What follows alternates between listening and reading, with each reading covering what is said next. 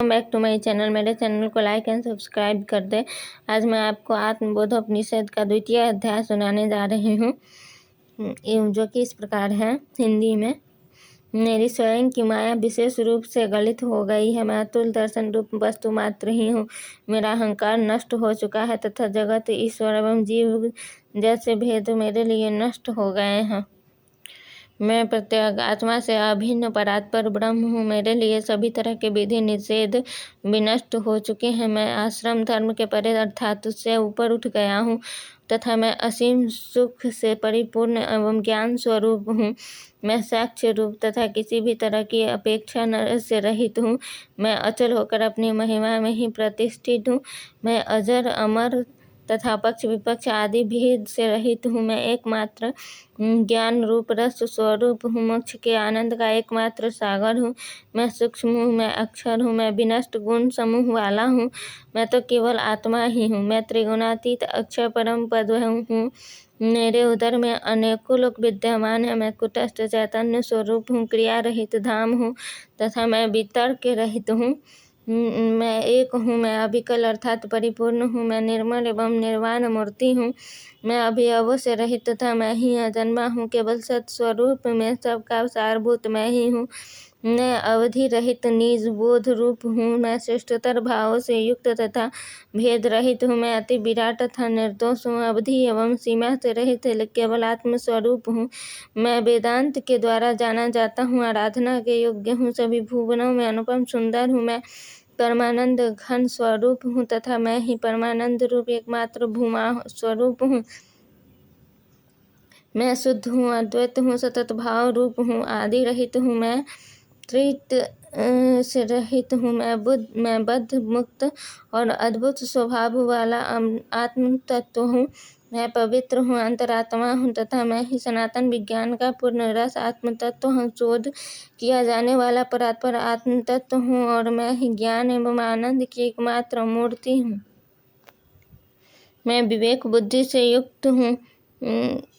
मैं आत्मा को अद्वैत रूप में जानता हूँ, तब भी बंध मोक्ष आदि व्यवहार वाला हूँ।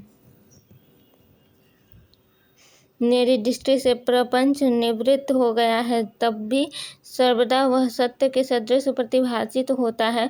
निश्चय ही सर्प आदि में जिस प्रकार रस्सी का अस्तित्व है, उसी प्रकार ही प्रपंच का भी अस्तित्व है। केवल मात्र ब्रह्म सत्ता के आधार पर ही प्रपंच का व्यवहार है। यह जगत तो है ही नहीं। जिस तरह शक्कर गन्ने के रस में व्याप्त है, उसी तरह ही अद्वैत ब्रह्म आनंद रूप में तीनों लोकों में विद्यमान है। जिस प्रकार सागर के बुलबुले से लेकर तरंगे तक कल्पित है, उसी प्रकार मेरे द्वारा ब्रह्म से लेकर कीट पर्यंत प्राणी मात्र कल्पित है। जिस तरह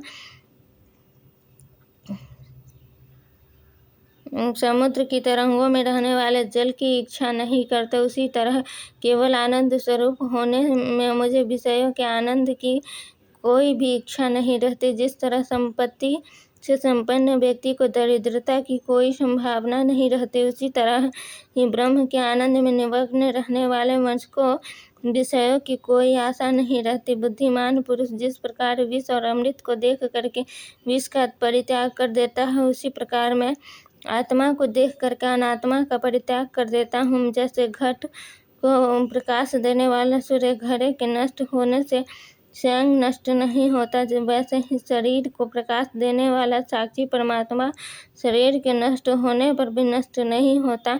न मेरे लिए कोई बंधन है और न ही मुक्ति, न मेरे लिए कोई शास्त्र है, न ही मेरा कोई गुरु। ये सब तो माया के विकास मात्र है तथा मैं माया से परे स्वयं अद्वैत रूप हूँ। प्राण भले ही निकल जाए और मन चाहे अपने धर्मों एवं कामनाओं से विनाश को प्राप्त हो जाए, परंतु आनंद एवं बुद्धि की पूर्णता के कारण मुझे कैसे दुख प्राप्त हो सकता है।